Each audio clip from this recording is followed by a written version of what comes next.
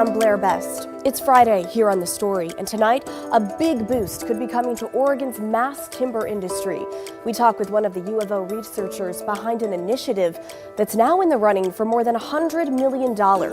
What this could mean for the state's housing production and the fight against wildfires. Plus, the latest on the federal crackdown against fentanyl, the new law that increases the punishment for those caught dealing the deadly drug.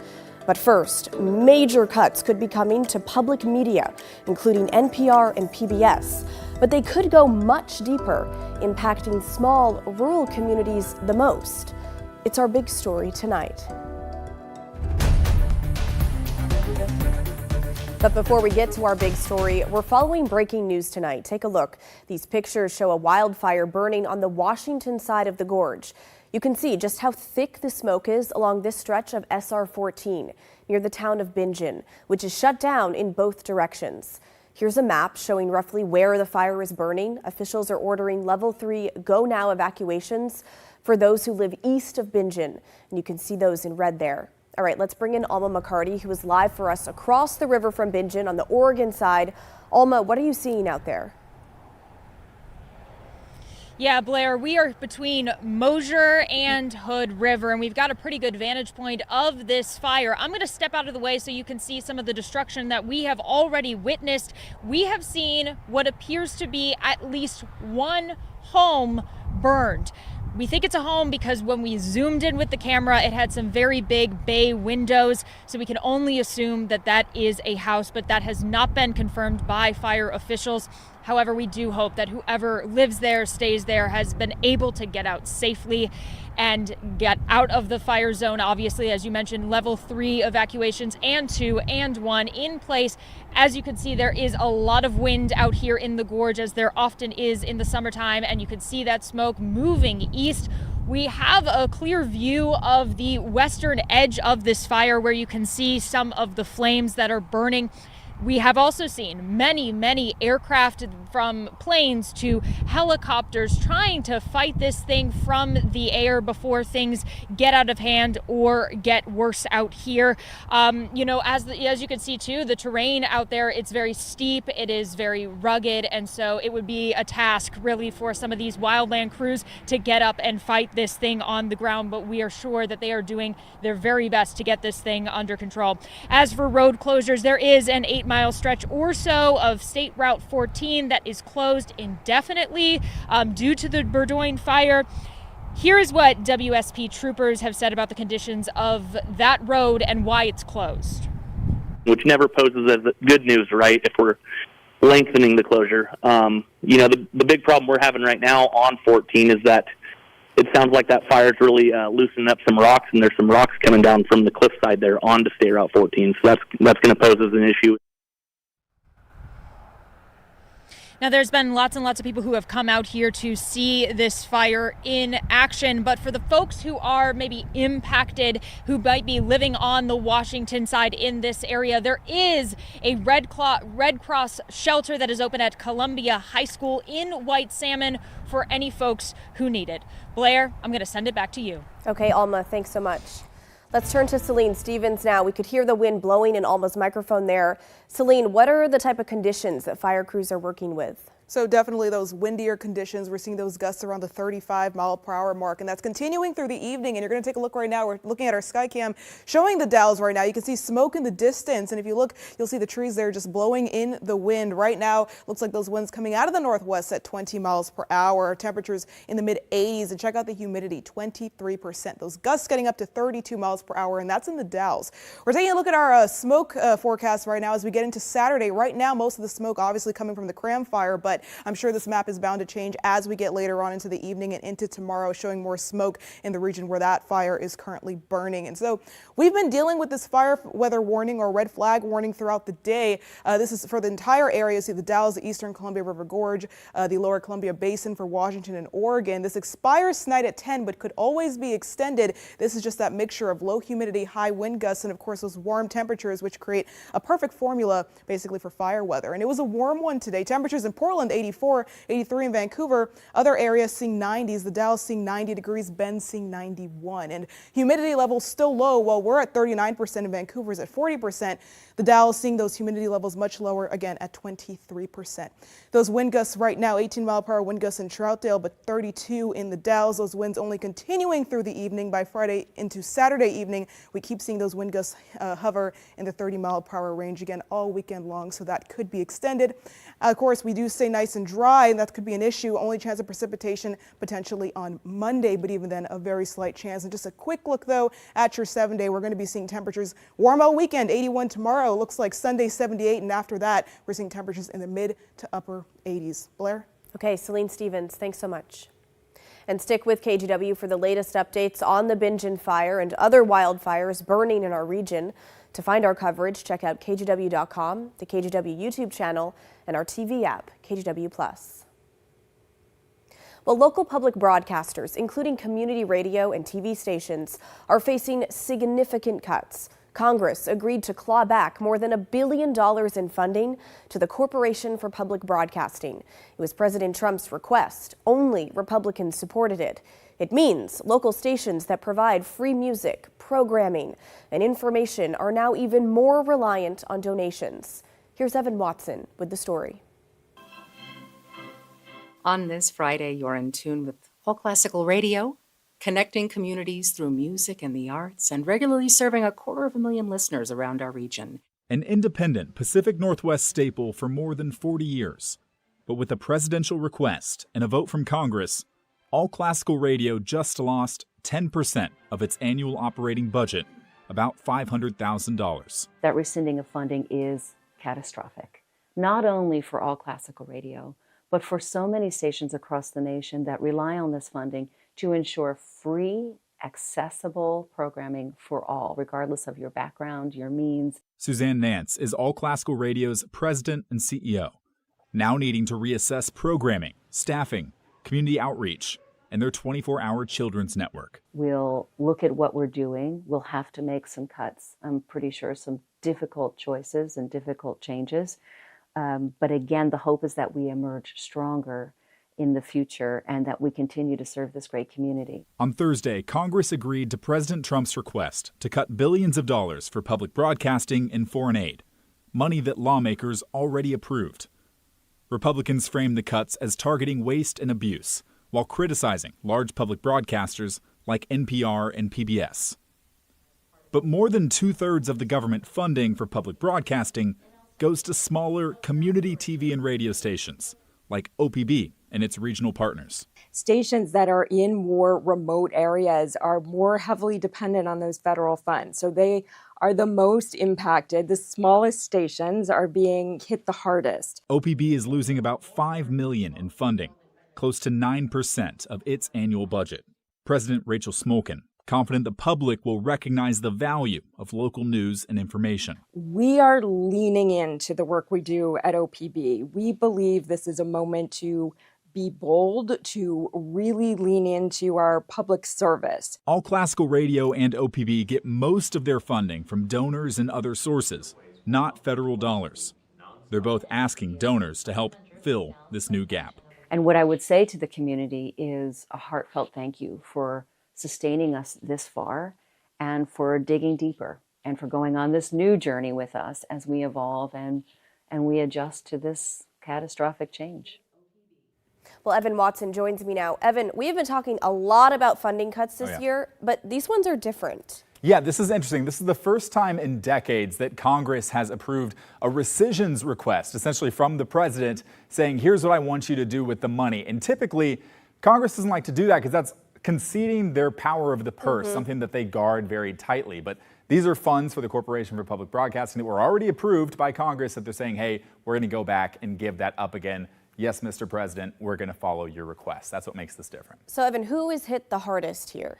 Oregon stations are in a better position than many when it comes to this because they receive more donations than other stations across the country when you're looking at classical radio or public broadcasting like we just talked about. But rural stations and smaller communities, Blair, are really what's most at stake. One analysis said that there are 100 stations across the country serving millions of rural Americans that could be in at risk of shutting down, going dark because of this lack of funding. And we know President Trump and Republicans have said cuts like this are needed to remove waste at the federal level while also criticizing content from NPR and PBS. So will these cuts save a lot of money? Yeah, ultimately, the $1 billion or so that's cut from the Corporation for Public Broadcasting here represents about 1/100% of the funding at a federal level. So not a lot of money on the grand scheme of things in terms of making a big dent in that deficit or saving a ton of money long term.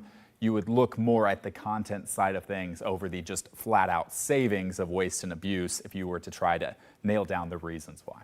Okay, Evan Watson, thanks so much. With this bill, we are officially and permanently classifying all fentanyl-related substances as Schedule 1 narcotics, which is actually a very big deal.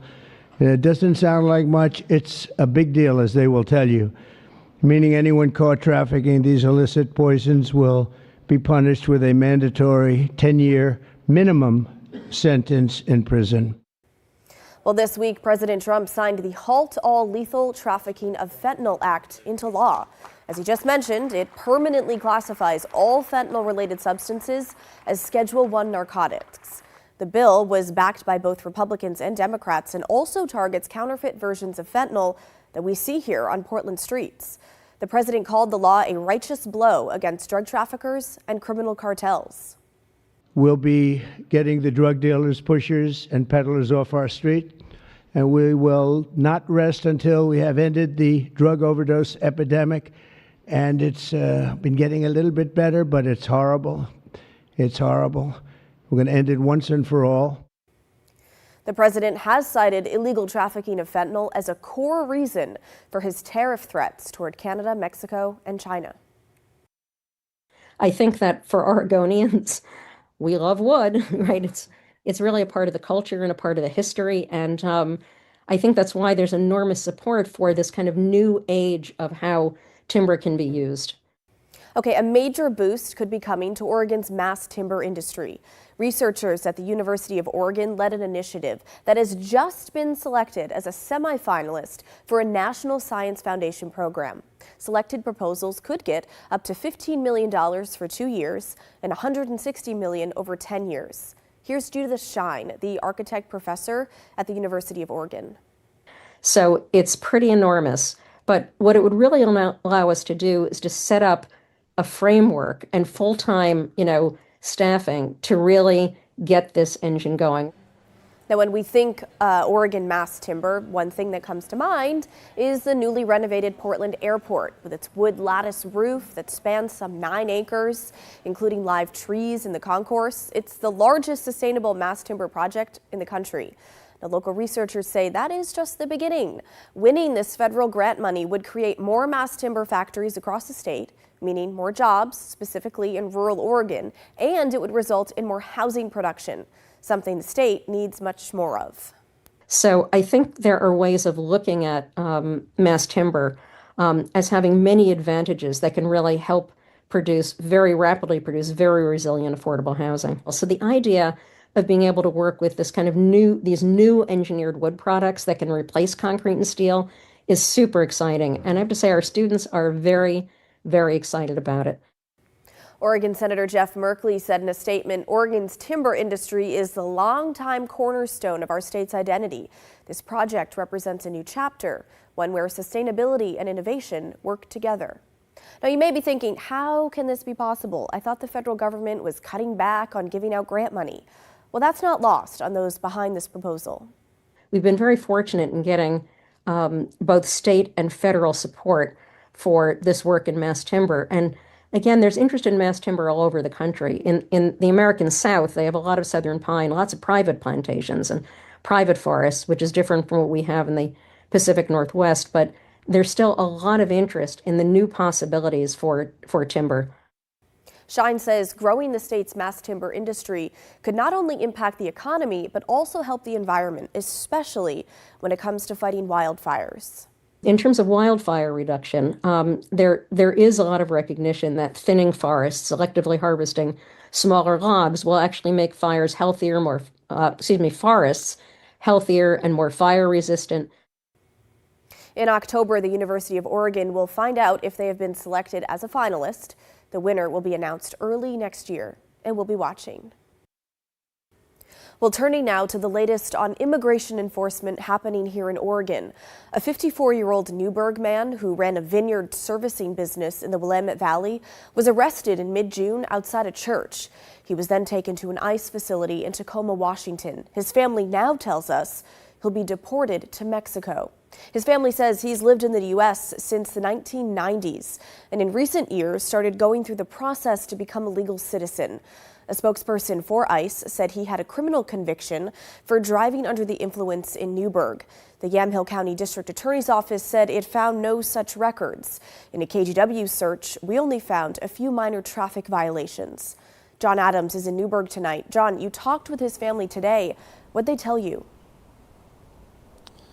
That's right, Blair. Good evening. I spoke with that man's daughter, Alondra, earlier today. She says they found out her father, Moises Sotelo, would be deported earlier this week during a hearing in Tacoma. Now, Sotelo operated a wine services industry company here in Newburgh for a number of years until he was picked up by ICE agents back in June. Now, Sotelo Garcia tells me the last month has been very difficult for her family, and they last saw Sotelo at that detention hearing in Tacoma earlier this week.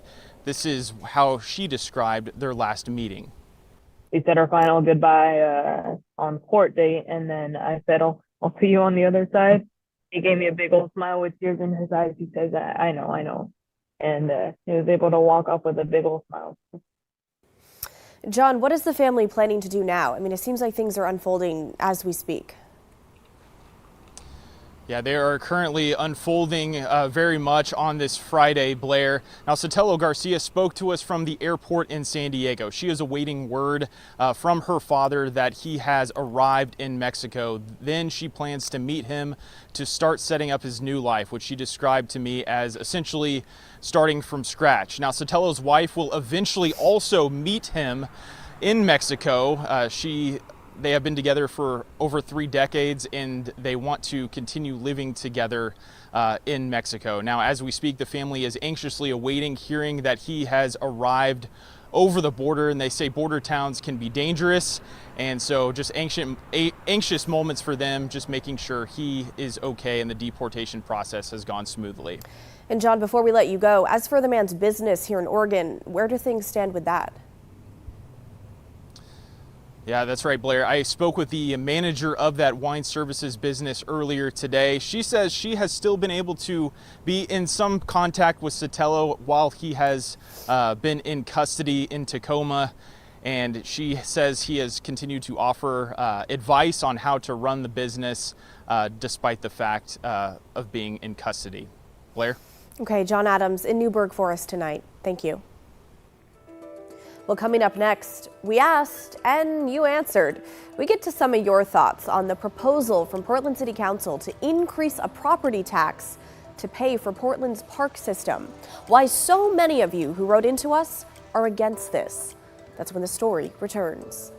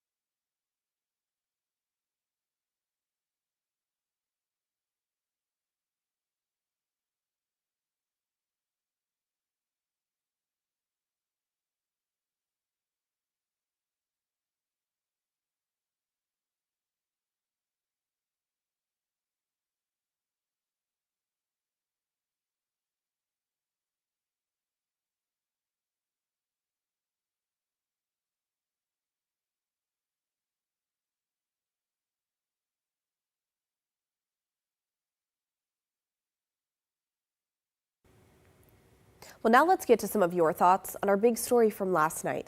A proposed property tax increase coming to the November ballot to pay for Portland parks. The proposal, approved by City Council this week, would raise the City of Portland's current parks levy from 80 cents to $1.40 per $1,000 of assessed value. That's a 75% increase. For the median single-family residential property owner in Portland, assessed around $220,000, that would mean about $26 per month. That's an $11 increase per month, or about $130 more per year than they're currently paying. If your property is valued at more than $220,000, that amount could be even higher. The levy, if approved by voters, would last 5 years. The city estimates it would raise about $84 million in the first fiscal year. Most of that would go towards parks and recreation operations. It would pay for currently planned projects and options for low-income Portlanders to partake in park programs. Now, most of the people we heard from in our story last night were in favor of the levy, saying while they're not jumping for joy at the idea of paying higher taxes, they would because they believe parks are an important part of the city. But that's not what a majority of you had to say. We got a lot more emails from those of you against the proposed tax increase than from those of you who are for it. Let's start with Beth, who wrote, "My disability income certainly will not increase by 75%. It is ludicrous to imagine that we can all afford to pay a 75% tax increase. This is a bad faith decision by the City Council." Steve in Beaverton said, "I live in Beaverton. I'm also a fan of Portland. It seems like the proposed parks tax increase is a tough pill to swallow. At the same time, what might the return on investment be for the city's reputation? Hopefully positive." A viewer, Martin, had a similar sentiment, writing, "Who isn't for parks? I love parks. What I don't love is how parks are now funded by special levies. The parks tax is a de facto general fund tax increase. Sneaky." Nancy, on the other hand, is for the levy, saying, "I will be voting for the November parks levy. Portland parks are the jewel of our city. We need to keep our parks available to all Portlanders in better repair and more programming." Well, to Washington state now, where environmental activists are celebrating the passage of a new state law. Starting next month, nurseries across Washington will be banned from selling English ivy. It's a fast-growing invasive plant that's been choking out native trees for decades. The Oregon Department of Agriculture banned the sale of the plant back in 2010. Christian Balderas with our Environment Northwest team shows us the damage it's done in Seattle and the push that led to this new law. A green blanket of English ivy covers Seattle's Interlake Park, which may seem scenic and serene. English ivy is all along here. But for parks volunteer Melanie Winicky, And it's choking out these trees. It's a sign of something much more troubling. When I come here, I see this as a sick forest. This invasive species is known to spread aggressively, killing trees, smothering native plants, and reducing biodiversity. City volunteers spend a lot of time clearing out ivy throughout Seattle. It's manual labor, it's hard work, you get dirty. But now a new state law may help alleviate that backbreaking work. Starting August 9th, nurseries are banned from selling English ivy. We're definitely celebrating here, that's for sure. Michael Fearer works at Whatcom Million Trees Project, a nonprofit that's been petitioning the state to get the plant on the ban list, gathering over 1,500 signatures. During that process, Michael says some nurseries agreed to take the plant out of inventory. But several others said, oh gosh, we understand, but we want to still sell it because, box stores and other places are still selling it and there are competitors and we got to be competitive. It's unlikely Washington will ever be rid of this pesky weed, but Melanie says it's important to be optimistic. If you look at this whole space and say, I can't clear this whole space, then nothing happens. But if you say, I can clear this space and give this space a chance to come back, and then next time I can clear this space and have this space to come back, that kind of thinking is effective. In Seattle, Christian Balderas, King 5 News.